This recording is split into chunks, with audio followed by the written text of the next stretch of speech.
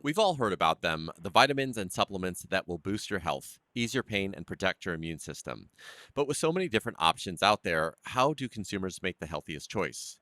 We're going to talk about it today with Dr. Elise LeBel, an internal medicine physician for Prisma Health. This is Flourish, a podcast brought to you by Prisma Health. My name is Prakash Chandran. So, Dr. LeBel, thank you so much for joining us today. I really appreciate your time.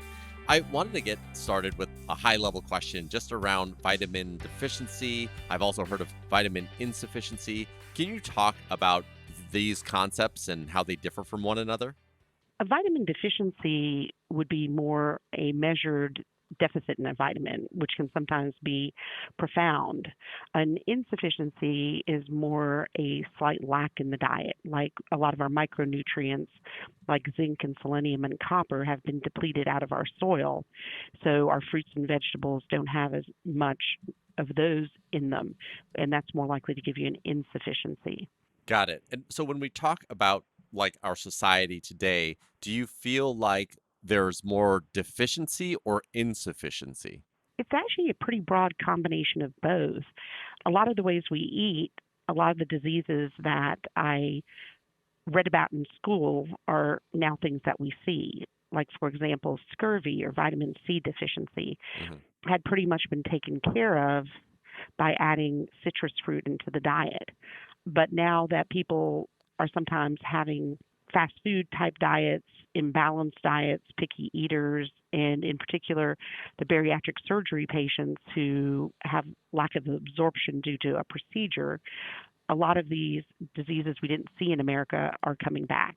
Okay, so that leads me to my next question. What are some of the most common vitamin deficiencies that you see? We have about 70% of Americans are vitamin D deficient, which is a lot of people. You also see a lot of deficiency in calcium. And then another thing we're seeing deficiency is of our fluoride, because fluoride is not a naturally occurring mineral, but our water is fortified with it. So you only had to worry about it like if you drank well water all the time. But now that we're drinking bottled water, lack of fluoride has become a problem. So let's talk about how people can increase their vitamin levels naturally. If there's a deficiency in vitamin D, as you mentioned, and in calcium, what are some things people can start doing to start increasing these levels? Well, for vitamin D, you can expose your forearms to sunshine 10 minutes a day, most days of the week, because that's the main way that we get vitamin D is through sunshine. You can also eat more vitamin D fortified products such as milk products. And it's actually the fact that fewer people are having milk products has led to, people getting less oral vitamin D in their diet. And then calcium, you can eat more calcium containing products, which are not just milk and milk type products. You can also get calcium out of leafy green vegetables. And one of the things I tell my patients is if what commonly has vitamins or minerals in it, you don't like to eat it, then just Google calcium rich foods or vitamin D rich foods and find other things that suit your fancy on the list. So, another thing that comes into play are vitamins and supplements. Can you talk about what supplements and vitamins the average person should take and why? There are really not that many supplements that the average person needs to take. If you eat a balanced diet, then you don't need a multivitamin. In fact, intake of multivitamins, some studies that show they've been slight benefit, but some studies have also shown that multivitamins can increase negative components. And it's much better to get your multivitamins through the well balanced diet than to take a multivitamin itself. Definitely anybody who wants to get pregnant or could get pregnant should be taking folic acid. Vegetarians need to take B12 because most B12 is from meat sources. Those who have age related macular degeneration need to be taking vitamins known as AREDs, which contain Ce, zinc, copper, lutein, and zeaxanthin. And the multivitamins really are for very picky eaters, people actively dieting, or the bariatric surgery patients. So, when I go to the store, like a Walgreens or even a Whole Foods, there's a lot of vitamins on the shelf. So, how do I know how to pick the one that is safe? Or how do I know which vitamins or supplements are safe? And how do I also make sure that the dose that I'm taking is appropriate? Well, there are actually a number of really good sources out there. There's a company called Natural Medicines that actually looks at all the data as it comes out in studies and will give people a clear cut idea of, does the supplement actually help anything, and is it harmful to you? And definitely anything that's harmful or could be harmful, I would encourage people to avoid. Also, the NIH, the National Institute of Health, has an Office of Dietary Supplements, which has a very expansive list of more supplements than I had thought of even, and what they do, what problems they can cause, whether there's sufficient or insufficient evidence, or whether there are dangers to taking this. Then also, you want to make sure that the product you're going to take has been tested by a third party. And three of the common third parties that test supplements and vitamins are consumerlab.com, US Pharmacopoeia, and NSF International. And they make sure that the products are safe, that you have the same amount in different capsules or tablets. Because one of the things a lot of people don't know is the FDA does not regulate these things. I did not know that. So, in terms of vitamins or dosage or anything like that, this is something that people need to kind of be well informed of. And you were saying that natural medicines is a good resource to understand what they should be taking and how much of it, right? Correct. It's a starting place, but you then also, need to talk to your physician about the pharmaceutical medicines you're taking, because some of these supplements can interact with your pharmaceutical medicines. And sometimes it's as simple as, let's take calcium. Calcium is pretty dense, so it can prevent absorption of other pills you take at the same time, so you may not want to take it together. Vitamin C and E are antioxidants, and they can decrease the effectiveness of your chemotherapy potentially. So, part of it is looking at these sites and at least figuring out if things are dangerous and what the dosing is, but also talking with your physician about your individual position where you're at. And the NIH Office of Dietary Supplements actually has a great form titled My Dietary Supplements and Medicine Record that you can print out at home and then share it with your doctor. So I wanted to circle back to vitamin D specifically because you mentioned that 70% of the population has a deficiency there. Is this something that everyone should be taking? Well, vitamin D is actually not a vitamin, but we probably won't change its name in our lifetimes. Vitamin D is actually a steroid hormone, so it has more in common with estrogen, testosterone, and thyroid than it does with the other vitamins. And the main thing it does is it helps get calcium into bones, but because it's a steroid hormone, it also acts as a key in cells to turning on different processes, including our immune systems. And vitamin D, especially if you talk to the dermatologist, may be one of the things where a supplement is a better idea than sunshine, because all that extra sunshine could lead to skin cancer. And vitamin D is also something that's easy to measure so that you can make sure that you're taking the right amount and not getting too much.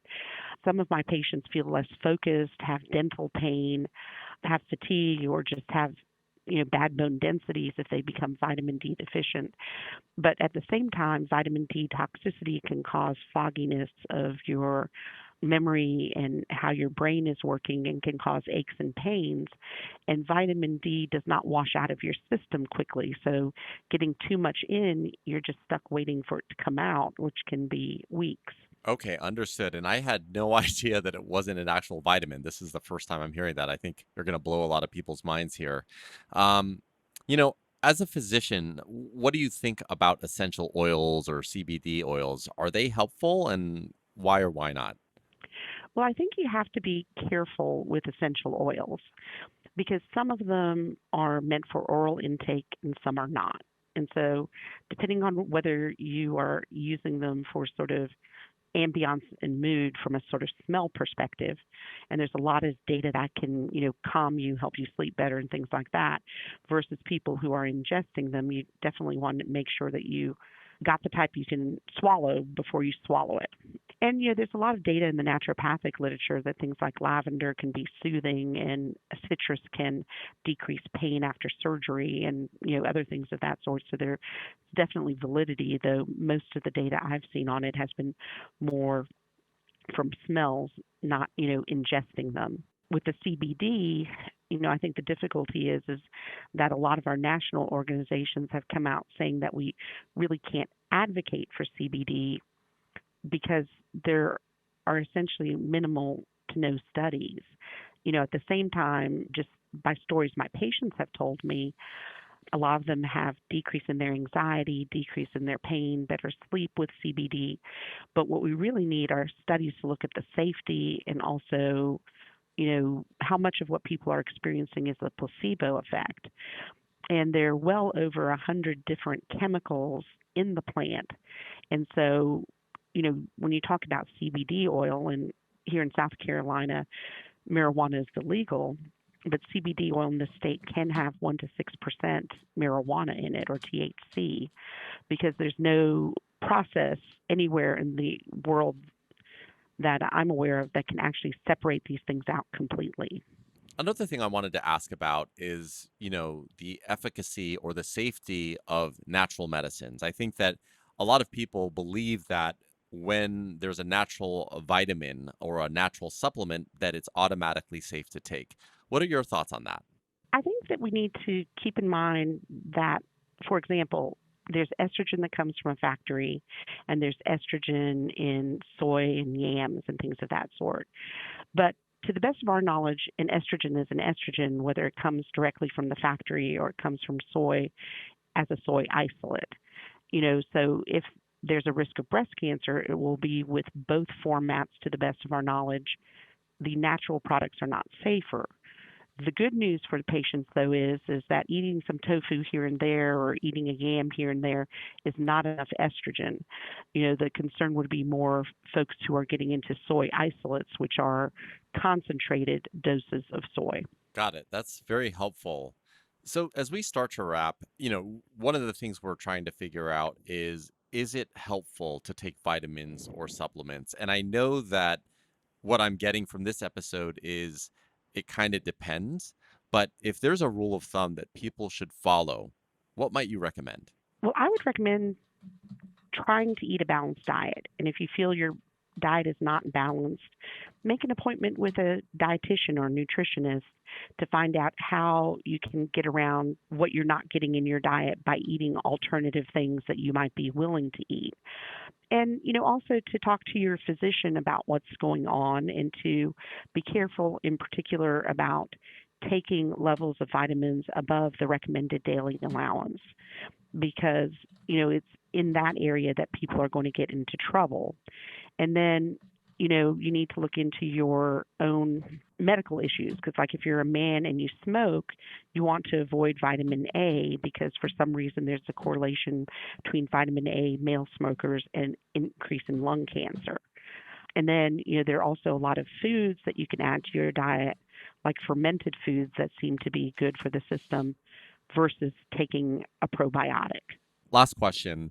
In all of your experience as an internal medicine physician, in all of the patients that you've seen and helped, what's one thing that you know to be true that you wish more people knew about vitamins and supplements? Well, one of the most important vitamins is calcium, and one of the ones that's hard to get completely within food for a lot of people. And so many of us are taking stomach acid pills that if you're going to take calcium and you're going to take an over-the-counter prescription stomach acid pill, then you need to find a calcium citrate because most of the calcium supplements are carbonates or bicarbonates and won't get absorbed if you take them along with stomach acid pills. Well, that is wonderful advice, Dr. LeBel. Thank you so much for your time today. Thank you. That was Dr. Elise LeBel, an internal medicine physician for Prisma Health. For more information, you can visit our website at prismahealth.org. And to listen to other podcasts just like this one, you can head on over to blog.prismahealth.org/podcast. This has been Flourish, a podcast brought to you by Prisma Health. My name is Prakash Chandran. Thank you so much, and we'll talk next time.